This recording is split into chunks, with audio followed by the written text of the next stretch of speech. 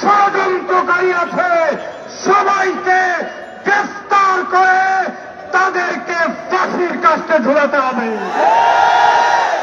এই মুহূর্তে বক্তব্য রাখবেন হেফাজতে ইসলাম বাংলাদেশের সহকারী দাওয়া বিষয়ক সম্পাদক মৌলানা এনামুল হক মুসা। আসসালামু আলাইকুম ওয়া রাহমাতুল্লাহ। বিক্ষুব্ধ জনতা, আমরা অত্যন্ত ভারাক্রান্ত হৃদয় নিয়ে আজকে বাইতুল মুকাররমের উত্তর গেটে সমবেত হয়েছি। পরিষ্কার ভাষায় বলে দিতে চাই, ভারতের দেশে খুনি হাসিনা এবং ওবায়দুল কাদের ষড়যন্ত্রে লিপ্ত রয়েছে।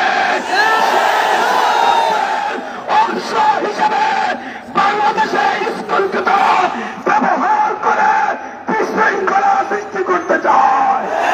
সেই বিশৃঙ্খলার অংশ হিসেবে অ্যাডভোকেট সাইফুল ইসলাম আলিফকে তারা নির্মমভাবে প্রকাশ্যে আদালত চত্বরে হত্যা করেছে। আমরা পরিষ্কার বলে দিতে চাই, হেফাজতে ইসলাম শান্তিপূর্ণ কর্মসূচি পালন করছে। যদি আমাদের কেন্দ্রীয় নেতৃবৃন্দ ঘোষণা করে সারা দেশে প্রতিবাদের আগুন চলবে,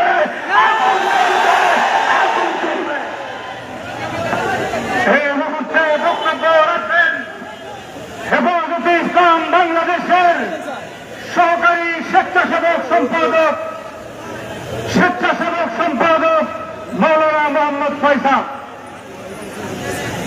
সংগ্রামী তৌহিদি জনতা, আপনারা জানেন গত 2 দিন আগে আমাদের এই দেশের সর্বোচ্চ জঙ্গিবাদ সংগঠন, সন্ত্রাসী সংগঠন ইসকনের সন্ত্রাসের দ্বারা আমার ভাই সাইফুল ইসলাম আলিফকে হত্যা করেছে।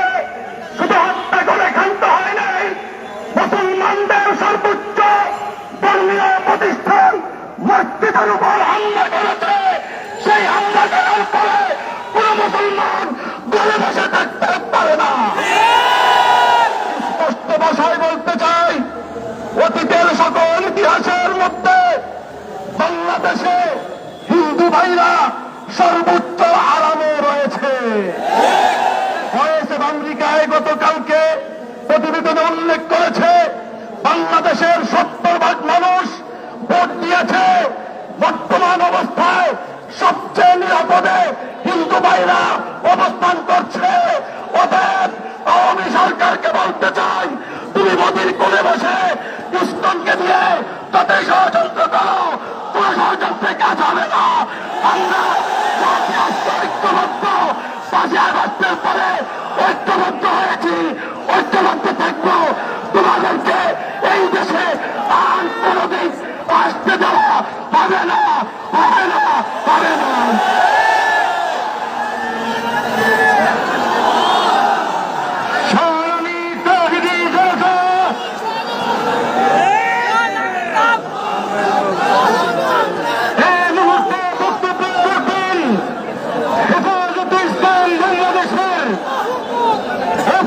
সম্পাদক মৌলানা মোহাম্মদ আফসার মাহমুদ।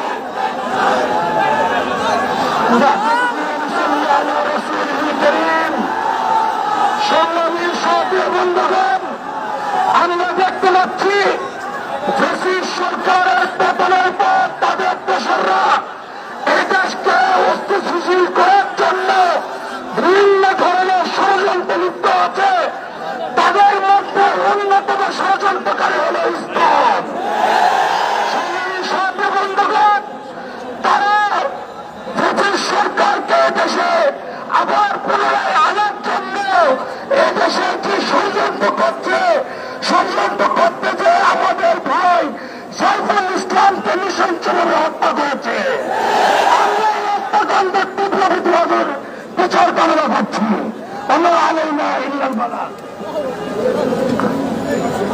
এই মুহূর্তে বক্তব্য রাখবেন হেফাজতে ইসলাম বাংলাদেশের সহকারী অর্থ সম্পাদক জনাব মৌলানা কামাল উদ্দিন।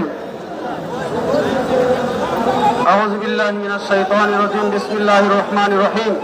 وفي القصاص حياة يا أولي الألباب لعلكم تتقون।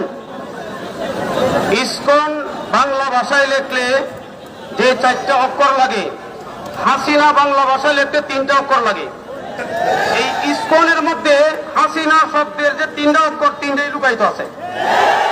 অর্থাৎ ইসকনের ভিতরে এই হাসিনা লুকিয়ে ভারতে বসে মোদিকে দিয়ে, রকে দিয়ে, ইসকনকে দিয়ে এই পতিত স্বৈরশাসক আবারও বাংলাদেশে জালিমের রাজ্য কায়েম করার জন্য ষড়যন্ত্রে লিপ্ত।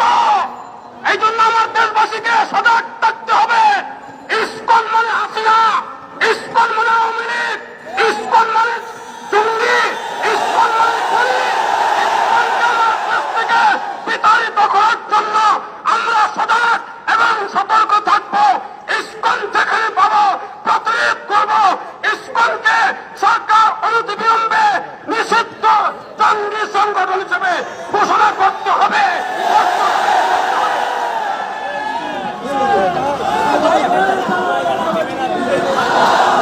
এই মুহূর্তে বক্তব্য রাখবেন হেফাজতে ইসলাম বাংলাদেশ ঢাকা মহানগরীর সহ সাধারণ সম্পাদক মাওলানা তাফাজ্জল হোসেন নিয়াজী। সংগ্রামী তৌহিদি জনতা, আপনারা জানেন বাংলাদেশে আমরা হিন্দু, বৌদ্ধ, খ্রিস্টান, মুসলমান, আমরা মুসলমানদের ভিতরে দাঙ্গা লাগানোর জন্য চেষ্টা করছে। আমরা কোন অবস্থাতেই এই অবস্থা আমরা করতে দেব না। আমরা আগে বলেছি ইসকন একটি সন্ত্রাসী সংগঠন, ইসকনকে নিষিদ্ধ করতে হবে। আজকের এই সমাবেশ থেকে আমরা পুনরায় ইসকনকে নিষিদ্ধ করার দাবি করছি। আগামী দিনে সকল আন্দোলন সংগ্রামে সকলে সোচ্চার থাকবেন, এই আহ্বান জানিয়ে আমার সংক্ষিপ্ত বক্তব্য এখানে শেষ করছি। নাসমিনাল্লাহি ওয়া মাদহুন করিম।